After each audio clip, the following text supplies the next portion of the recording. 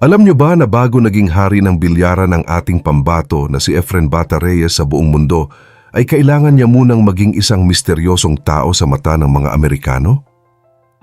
Noong taong 1985, lumapag si Efren sa Houston, Texas para sumali sa isang sikat na torneo na tinatawag na Reds 9-Ball Open.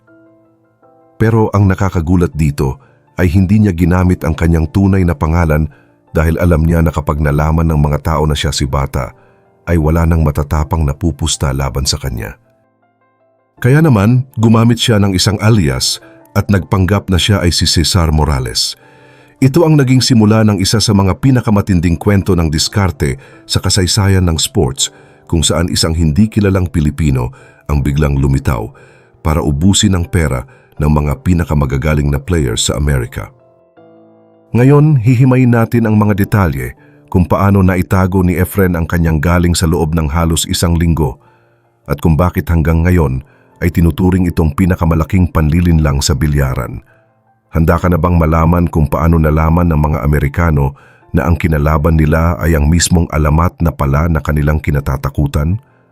Pero bago po ang lahat, baka pwedeng palike ang video na ito dahil napakalaking bagay na ito sa aming content creators. Maraming salamat po.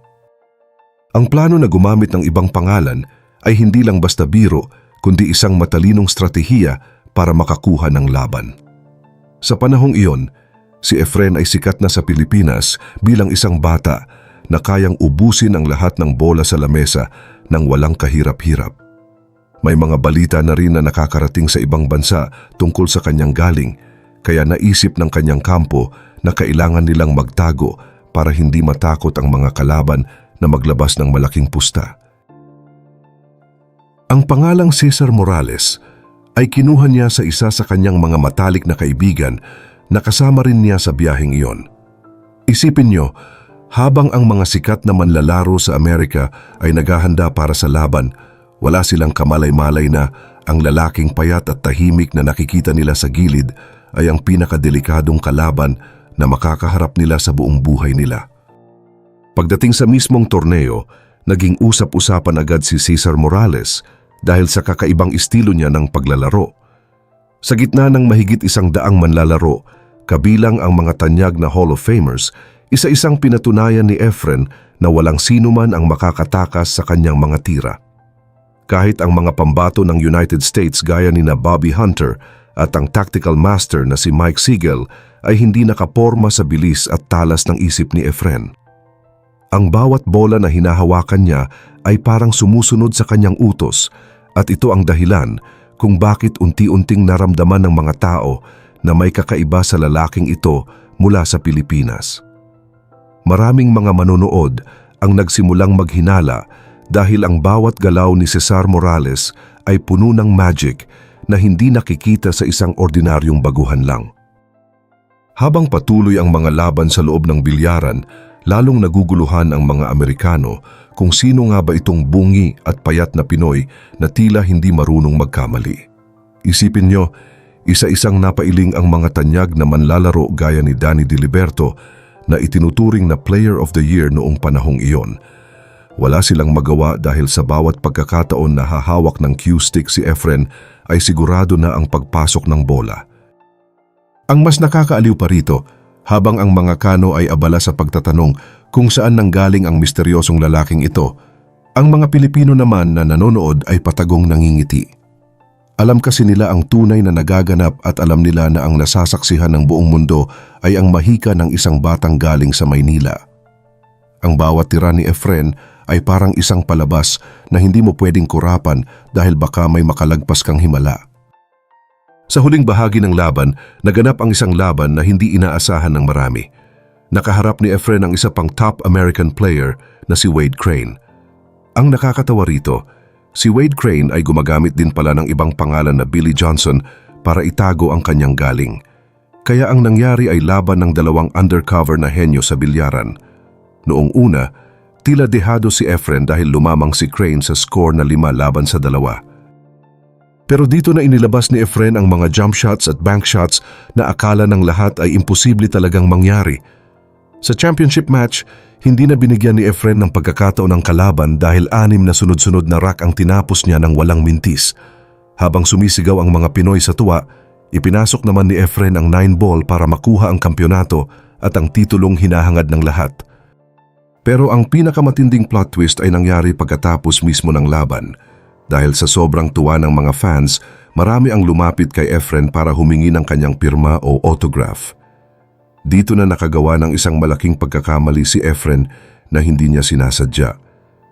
Sa halip na Cesar Morales ang isulat niya sa papel, ang naisulat niya ay Efren Reyes. Doon lang natauhan ang lahat at napagtanto ng buong crowd na ang nakalaban at nakita nilang nagreyna sa lamesa ay ang mismong magician na kinatatakutan nila.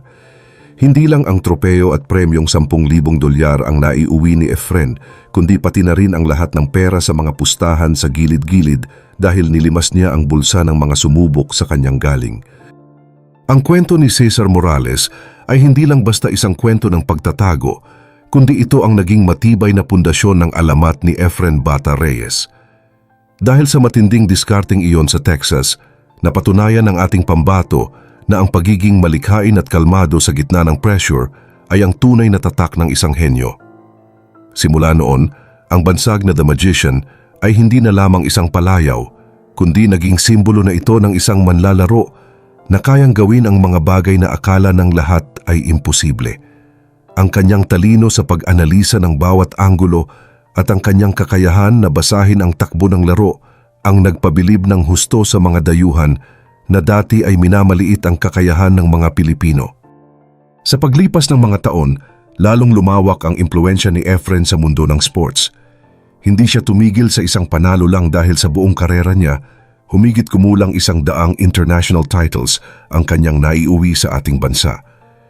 Isang pambihirang record din ang hawak niya bilang kauna-unahang manlalaro sa kasaysayan na naging world champion sa 2 magkaibang kategorya, ang 9-ball at ang 1-pocket. Ang ganitong uri ng tagumpay ay hindi madaling makuha dahil kailangan nito ng sobrang lalim na pangunawa sa bawat galaw ng bola sa lamesa. Pinatunayan ni Efren na kahit ano pang klase ng laro ang ibigay sa kanya, ang galing at diskarte ng Pinoy ay sadyang walang katapat sa kahit anong panig ng mundo. Nitong nakalipas lang na taong 2015, sa wakas ay natapos na rin ang mahabang debate kung sino nga ba talaga ang pinakamagaling sa lahat. Opisyal nang idineklara ng mga eksperto sa Amerika na si Efren Bata Reyes ang nag-iisang undisputed greatest pool player of all time. Kinilala ng buong mundo ang kanyang dekada-dekadang paghahari at ang sining na binuo niya sa ibabaw ng luntiang lamesa. Sa bilyaran, marami tayong makikitang magagaling na players at marami ring sumusulpot na mga bagong kampeyon. Pero pagdating sa usapin ng tunay na inspirasyon at talino, iisa lang ang laging babalik-balikan ng kasaysayan at walang iba kundi ang ating mahal na magician. Ang paglalakbay ni Efren mula sa pagiging isang batang bungi na naglalaro sa mga kanto ng Maynila hanggang sa pagiging hari ng mundo ay isang paalala na ang tunay na talento ay hindi kayang itago ng anumang alias o ibang pangalan. Ang kwento ni Cesar Morales ay mananatiling isang masayang bahagi ng ating kultura na nagpapakita kung gaano tayo kadiskarte pagdating sa pakikipagsapalaran sa buhay. Sa huli, ang mahalaga ay hindi lang ang perang napanalunan o ang mga tropeyong nakuha, kundi ang karangalan na ibinigay niya sa bawat Pilipino na nangangarap din na magtagumpay sa kanilang sariling larangan. Kayo, ano sa tingin nyo ang pinaka hindi nyo malilimutang tira o magic na ginawa ni Efren Bata Reyes na napanood nyo sa internet o sa telebisyon? At kung bibigyan kayo ng pagkakataon na gumamit ng ibang pangalan para sa isang mahalagang diskarte sa buhay, ano ang pipiliin ninyong alias at bakit? I-share nyo ang inyong mga kwento sa comment section dahil siguradong marami tayong pwedeng pag-usapan tungkol sa ating pambansang alamat at huwag nyo ring kalimutang mag-subscribe para lagi kayong updated sa mga ganitong klaseng kwentong puno ng aral at inspirasyon. Hanggang sa muli.